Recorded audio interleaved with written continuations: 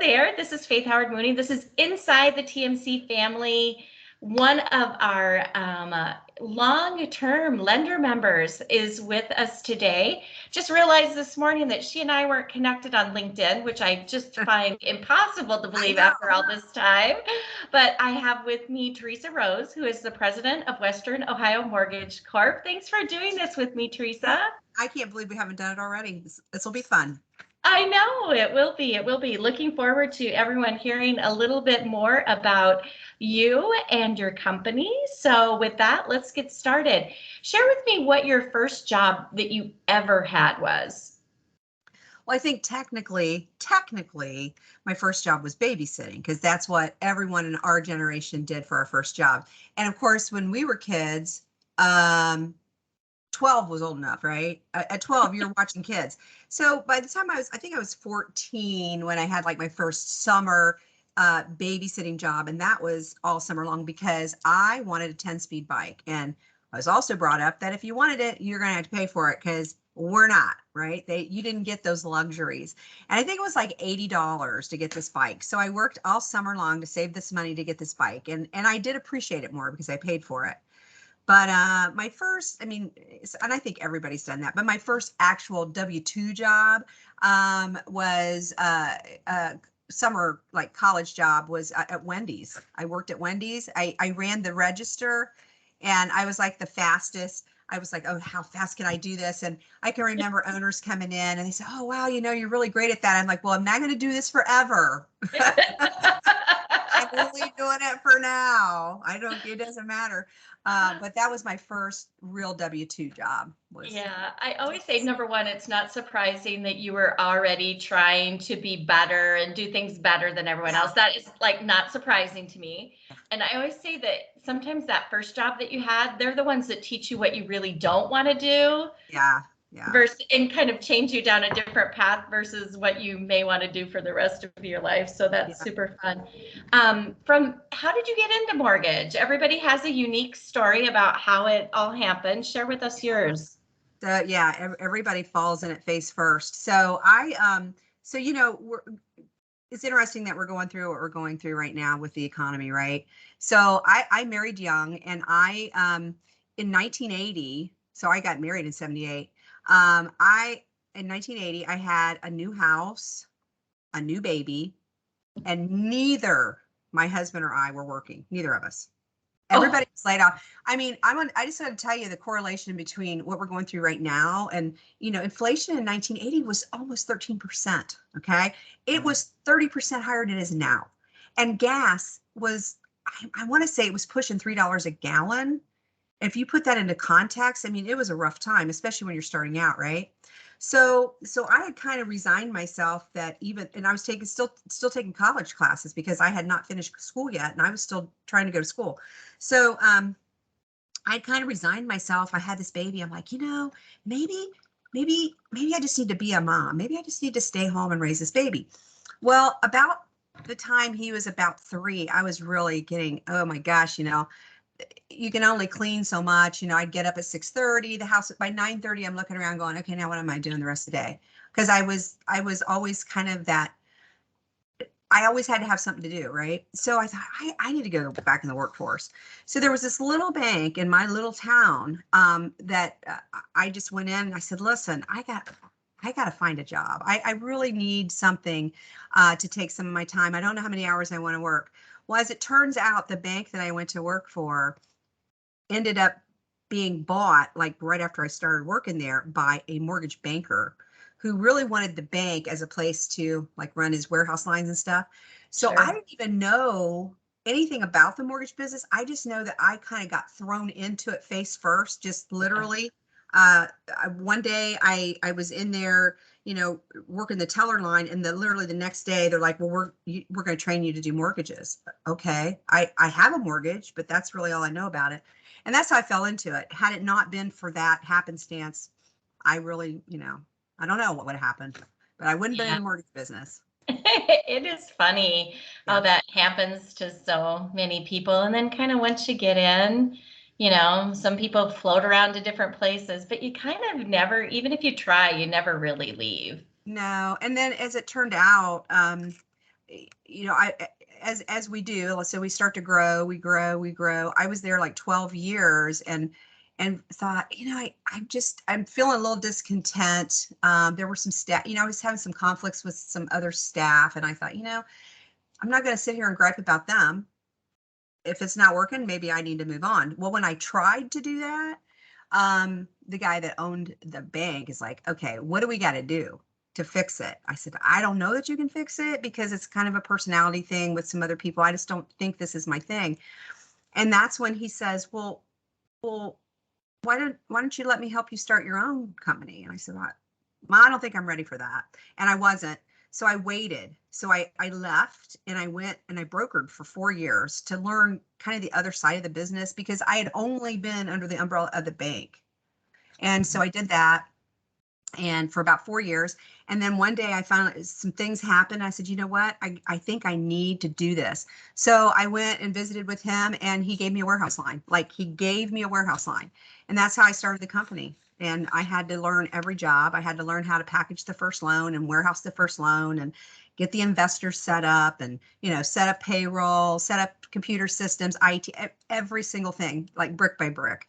And if I look back on it now, I think, oh my gosh, if I had to do that again, I don't think I could do it. I mean, I think maybe it's my age now that I'm thinking, no way could I do it. But I was raising a family and trying to start a business at the same time. And it was brutal, but I don't think you really realize it then, but you look back on it and you think, Yeah. holy Moses, I don't know Yeah. how I did that. It's called survival. Yeah, It's I called think so. survival.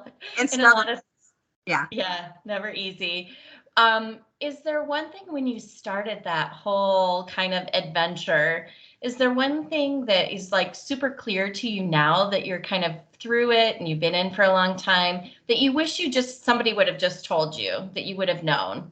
Well, I think I th- I think sharing. I think the whole idea, just like we do with TMC, sharing ideas and really working with your competitors. So, when I was first starting out, everything was kind of like held close to the vest, Yeah. and it was difficult to even have a good CRM system because this was back before you had Windows. This was before all of the things that we take for granted now. And so I think just understanding the importance of having a good, not only a good referral base, but that group of people that you always rely on, but just sharing your ideas, because I really do think that doing that helps your business grow faster than saying, here, I'm just going to be an island over here. I'm going to do this on my own. I don't want to share the secret sauce. We don't really have secret sauce. I think everybody does things fairly similar, but we share ideas based on our size of company and our experience. And I think that is probably something that everyone, especially if you're just starting out, you just need to know, don't try to be an island. You need to share your ideas and share the experience so you don't make stupid mistakes, do things That that somebody's already made. yeah, like if you'd have asked me, I could have told you, don't do that. So I think that's probably the clearest thing to me now. Yeah. Well, we of course love to hear that here because that's kind of how we work almost everything that we do.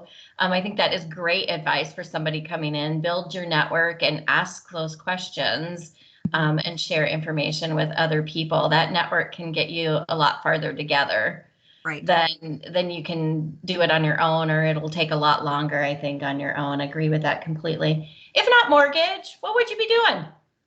Okay, so I know Jim Park knows this, but in my what I call my former life, so I sang with a variety of bands for like 25 years, and I was still doing that when I was growing my company too, until it got to the point where it was way, way, way much because I was doing this full time during the day, and there were times when our group was working 6 nights a week, sometimes 4 nights a week. It was a lot.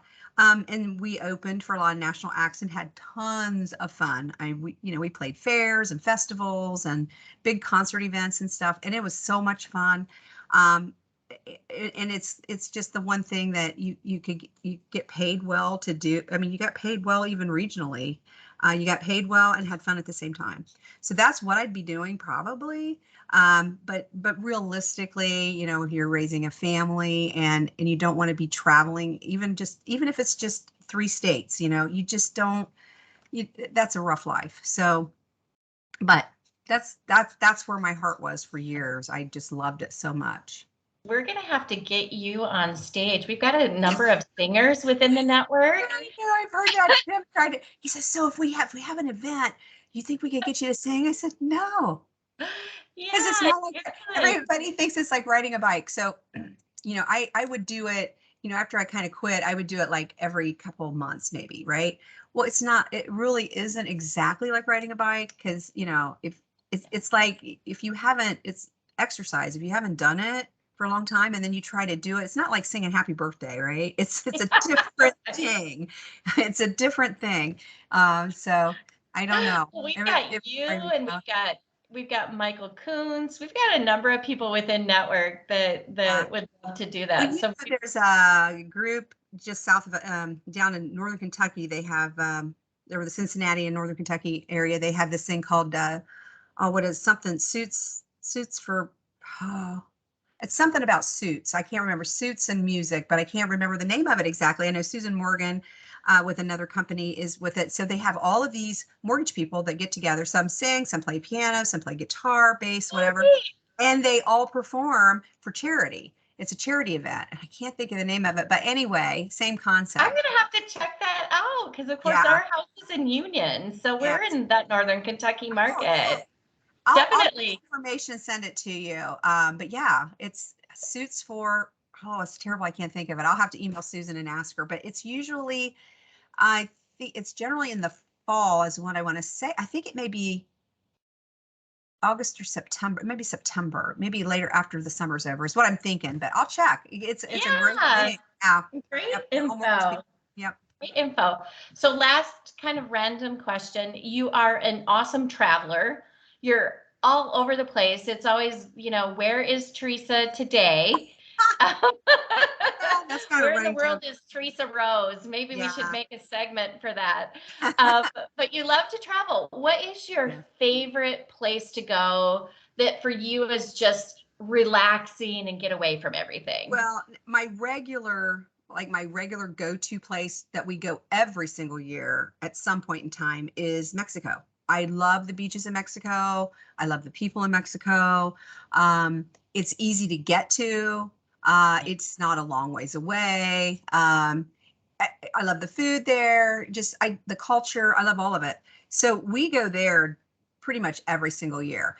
But my favorite place that I've been, honestly, is Italy. That's so far. I mean, of the places that we've been in Europe, that's my favorite place. Rome is like, I don't know, you can't describe it, and you can't, like, you could be there a couple of weeks. There's so much for someone who really loves history.